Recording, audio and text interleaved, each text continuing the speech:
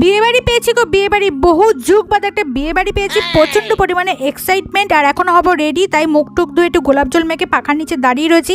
এখনো অব্দি makeup complete করিনি, তো চলো টিকটক স্টাইলের মেকআপটা কমপ্লিট করে নি। বুম, এই দেখো পুরো একদম রেডি হয়ে গেছি। জীবনটা যদি এরকম তাড়াতাড়ি হতো কতই না ভালো হতো বলো।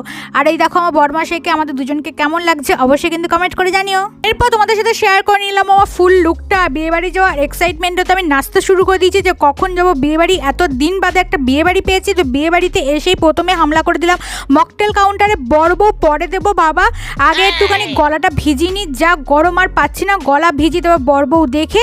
তারপর সোজা চলে গেলাম খাবারের দিকে হামলা করতে। এরপর চলে গেলাম স্টার্টার খেতে। তো স্টার্টারে ছিল চিকেন পকোড়া। চিকেন পকোড়া খেয়ে সোজা চলে গেলাম মেন কোর্স। আর মেন কোর্সে ফুল ফোকাস হচ্ছে মাটন। বিয়ে বাড়িতে মাটন না হলে চলে, তো মাটন একদম জমিয়ে খেয়ে তারপরে সোজা চলে আসলাম বাড়িতে। এই গরমে তো তোমরা কটা বিয়ে বাড়ি পেয়েছো সেটা কিন্তু জানাতে একদম বলো।